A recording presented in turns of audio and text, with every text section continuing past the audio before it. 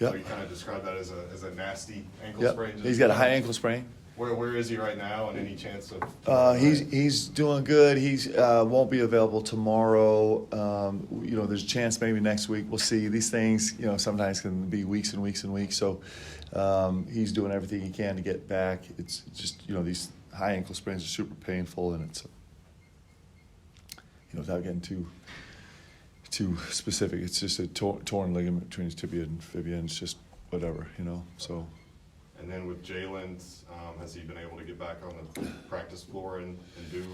He's been a little bit on the practice floor. He's going to try and practice a little bit today. He was he did some live stuff yesterday, and so he's kind of working his way back in, and we'll see how that goes. And is that full contact or?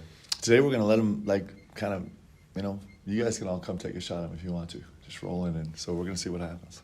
Any chance of him tomorrow night? Or I don't know. We'll see. I don't know. I'm not sure. And then JQ, you mentioned, I think it was like 4 weeks ago, you said coming up in about 3 weeks he had that strength test. Yeah, he killed it. He crushed it. So he is now we're working him back into some parts of practice. He still can't be a full scout team body. We're not going to let him do that yet. We're going to bring him back slowly, but he actually played in some full court 5-on-5 with our GAs, and we grabbed a couple kids from the rec center, and I think he had a lot of fun doing that yesterday and felt pretty good. So he's on his way back, and it's just for him, it's just a matter of being smart and being hyper cautious and put him in a great position to do it. But he's made good progress. You referenced the other night just one of Andrea's best games Yeah. for you guys. He obviously arrived late in the summer, so you missed out on that, and obviously, I'm sure his head was spinning, new culture, new team, new style of play. Just where have you seen the biggest growth from him, and maybe what's still left for him to tap into as the season goes along? Well, I think he's got a big upside. I think he can get better and better and better. I smile about him because for so long I was fighting him to shoot the ball, and he had and he's taken it to the extreme, which is exactly what I wanted. He had the triple shot fake, side step, shot fake, step through, shot fake, three, which is good because you want these guys to color outside the line so you can find the lines, right? But I think he's got a tremendous upside. He's got a unique physicality to him that's pretty good. He needs to rebound the ball better. He's got to learn a second hit. That's really important. He's got an ability to play a little bit in the post. He can make some decisions. He's an elite level shooter. He'll shoot it better as the season goes on. And he's got pretty good feet, man. He really doesn't get exposed with guys going by him. He's been really good that way. And so I think there's a lot there that we got to learn about him and figure him out. He's going to be good. What does he need to do to bring out more of that physicality? Because he's even talked about when he first got here, maybe that being the biggest transition was just the more physical nature. Just reps, just getting out there and playing. It's just a matter of getting used to the speed and the handsiness of nature of the game. It's just a different physicality. Actually, there's some things that he does that we're working so hard with our guys to be able to do, and there's some things that are new to him. So it's just familiarity. I know, like one player, you never know how it's going to change an overall result of a game. But how much in that North Carolina game are you missing a guy like Mo, even if he's not getting rebounds, just kind of adding that physicality and taking attention? Going into the game, I was more nervous about the matchups than I was after the game. I actually thought probably the guy that we guarded the best was Caleb. I thought between AJ and Cam, we did a really good job. I mean, I think it was you think just 19 shots and then a handful of free throws and I don't know his total possession count, but it was really successful job in that space aside from the glass, right? It was just the glass that really hurt us. And he did a tremendous job on the glass. So I think Mo helps us for sure. I think Mo's an emotional leader. I think he brings toughness. He brings a lot to our team. And so, when we get him back, we're going to be really happy. But I thought Cam and AJ for the most part did a really admirable job.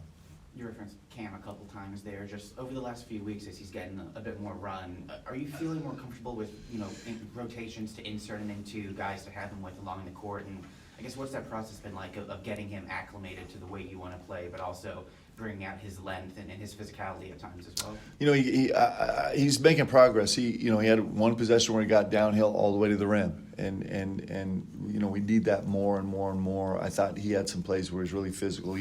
He had a collision with Visar early in the game in the post and got called for foul. And I was actually so proud. I was really happy with him. He's going to have to be that if he's going to steal some minutes at the 4. I thought he was, you know, he actually improved his lead on the rest of the team in terms of DPA. In a game where I thought he could get really, really exposed, he didn't. And so he just has a way of functioning on the court in positive ways. He's an elite level shooter, and he's going to start making shots at some point. But he's going to grow a lot.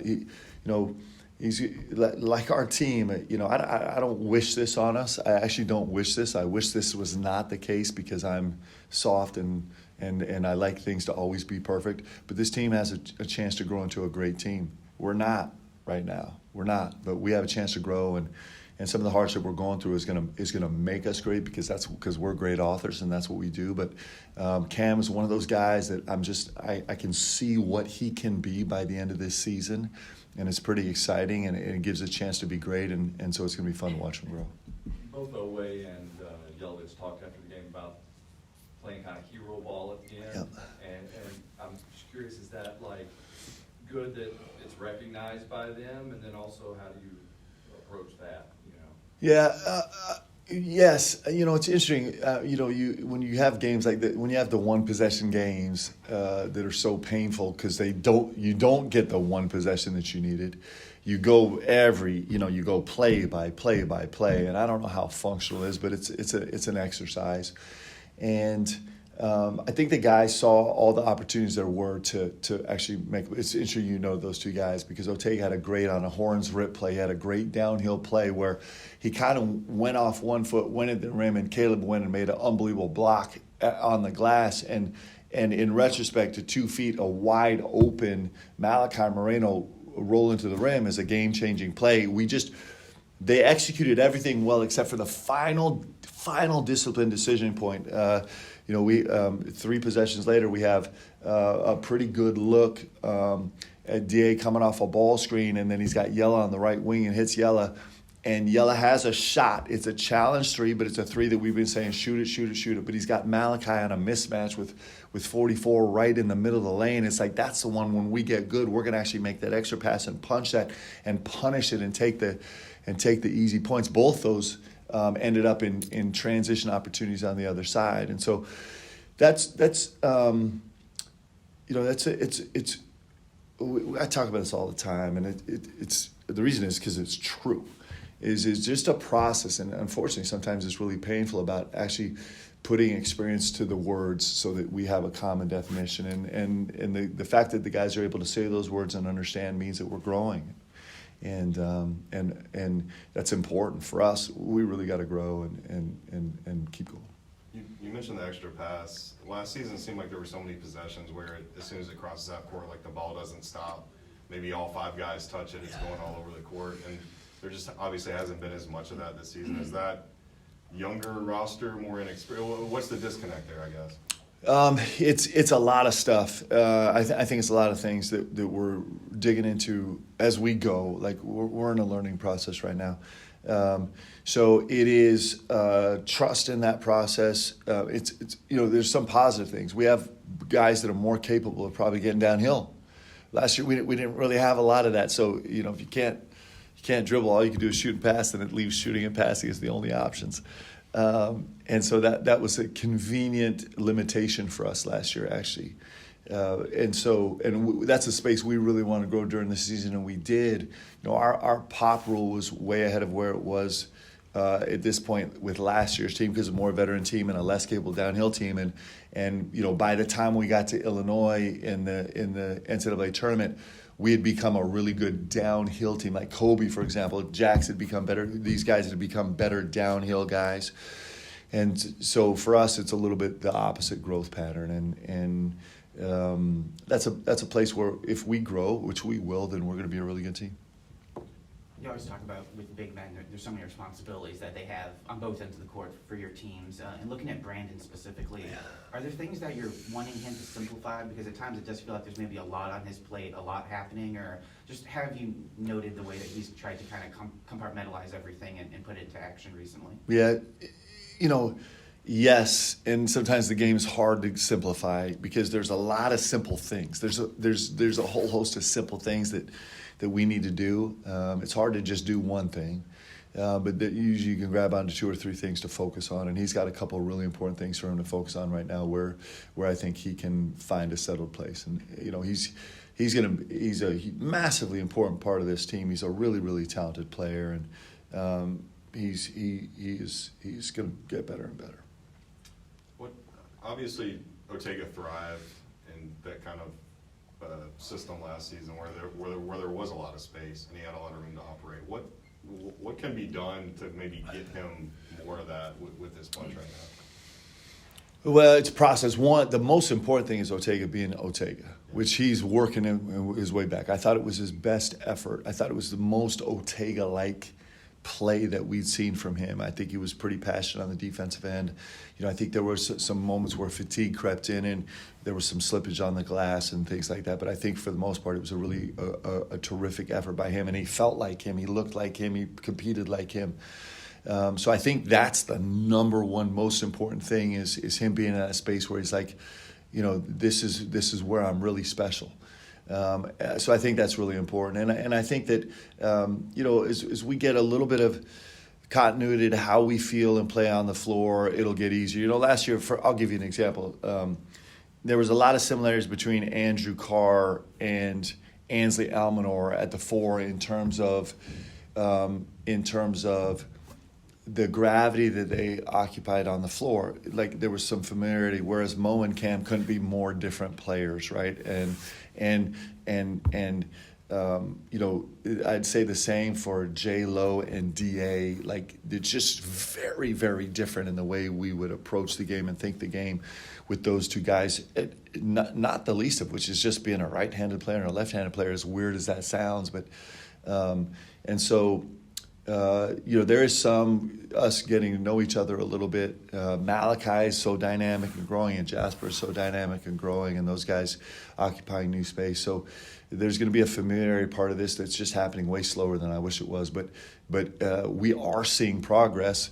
It's just super painful. So I have very few worries about Ortega as long as Ortega continues to be the great self that he is and love who he is as a player and be great that way, then we'll find all the answers around him. Does it start with defense with him? You mentioned a few games ago that those plays at the beginning of the second half when other folks were struggling, and then I think everybody remembers the Duke play from last season is kind of what started it. 100%. Listen, Ortega averaged 16 or 17 points a game. He was one of the leading scorers in the entire SEC. How incredible is it that his superpower is being the best defensive player in the country, and he just manufactures almost 20 points a game. That is the money. That's why he is so special. That's why he's the SEC preseason player of the year, and that's why he's going to have a chance to play in the league is because his superpower is on the defensive end, and when he does that, he just falls into 20. Nobody gets to do that. There's no players that are built that way. I'm so jealous, right?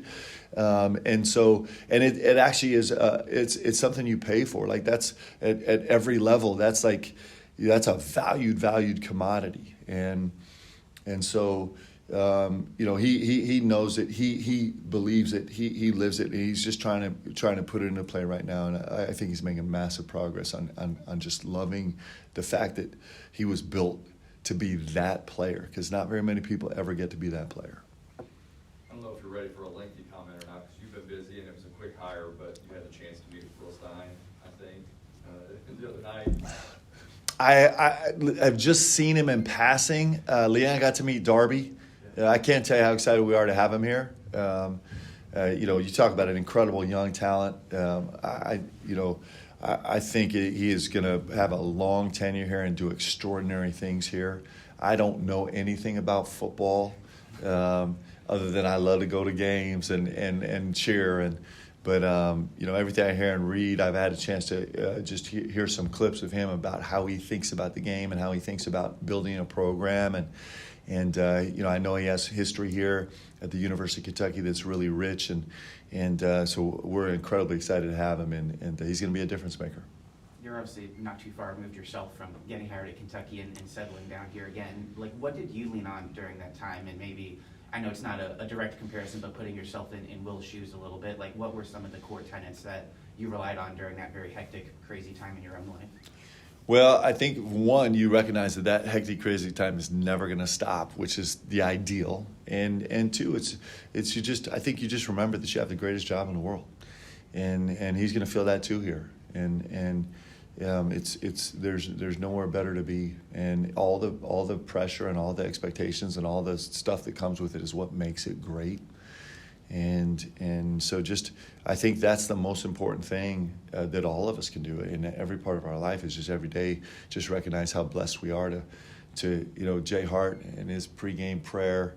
I love him so much. The way he communicates is really special. But he was saying a pregame prayer before North Carolina. He's just like, and he just mentioned, I'm so grateful, God, that this morning I got to wake up and open my left eye and open my right eye and got to roll with it, and that's really the truth. And so I think that's I think for everybody in coaching and life and everywhere else, the fact that we get to do this and do it at a high level is a blessing. And so it's going to keep him steadied through all the chaos that he goes through.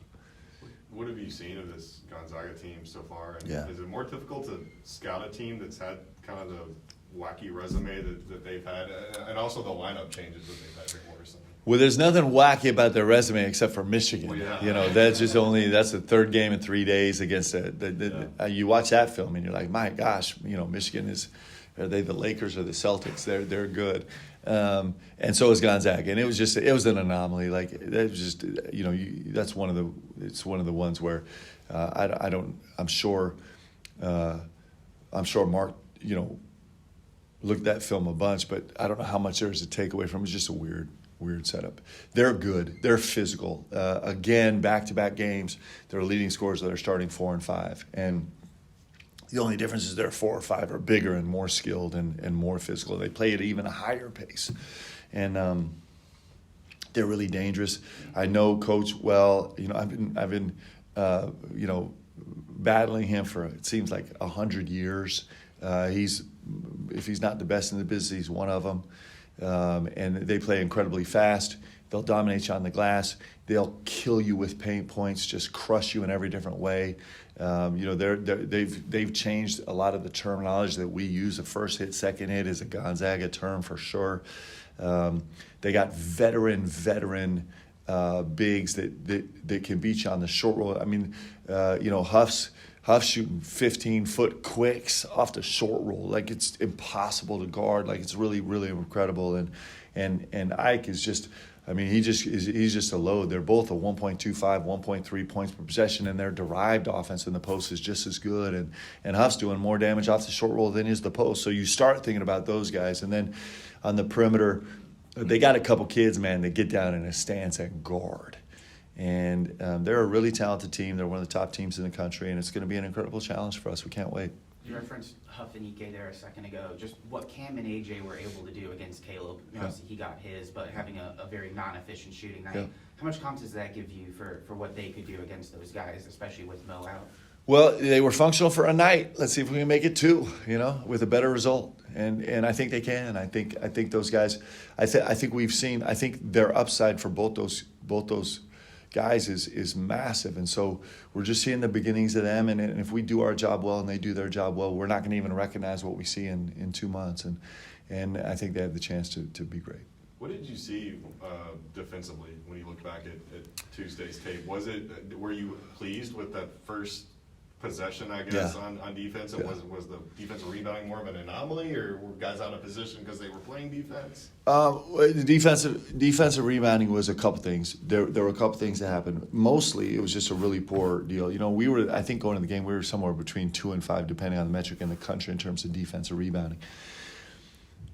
But we have not been a great defensive rebounding team in our 3 losses. And so both those things are true at exactly the same time. And so a lot of, like, when I look back and we break down the deal, the 20 offensive rebounds is 20 offensive rebounds. There's, you should be hard pressed to win a game ever giving up 20 offensive rebounds. And it's really inexcusable. And a lot of it goes to Caleb's talent and Visar's physicality and his length for sure. But it was a lot of it was us. Our clean 15 was poor, partly because of fatigue, partly because of inefficiency. Our second hits were poor, partly for the same two reasons, and not developing the habit of a second hit. Like, that's a really important thing. It's going to be incredibly important tomorrow night. The game's tomorrow? It's tomorrow night. And everything goes fast. And so those things, and rotations were some of it, but they were probably less impactful than I thought. We were really poor being at the point of the screen, really poor being at the point of the screen. We're only there twice, and we'll do a much better job at that. We'll have an increased focus. And it looked bad, but really where it killed us was at finishes and fouls at the rim more than it was on the glass and get us in rotation. So that's kind of what we saw with the debacle on the glass. There were a lot of things that I thought were really positive. Our ball screen coverage continues to be both, the roll guy and our ball screen ball handler right around 0.8, a little bit under 0.8, which is a huge goal for us. And we didn't get crushed there, although we had a couple really bad possessions. Our transition defense was really solid, except for 4 times where we just lost our mind, and we had one guy just be distracted by the game. And in the last 5 minutes, we gave up 2 transition layups, were just inexplicable in that game. But in terms of like the cover-to-cover effort on the defensive end, there was a lot that was good. And it's a place where we had really struggled in our first 2 games against top-quality opponents, and we made some progress. Is there a bonus at all to playing in Bridgestone, where you'll be later on in the season? I hope so. I would like to win this and all the other games we play there, so let's hope so.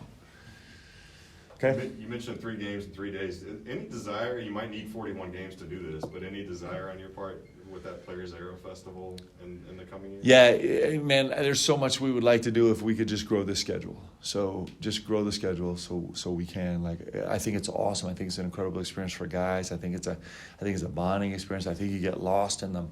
It's those, 72 hours where you don't even know where you are because you're just lost, and it's really fun. Like, these MTs are great, and there's opportunity there, and there's opportunity for growth. We're getting plenty of growth opportunities right now.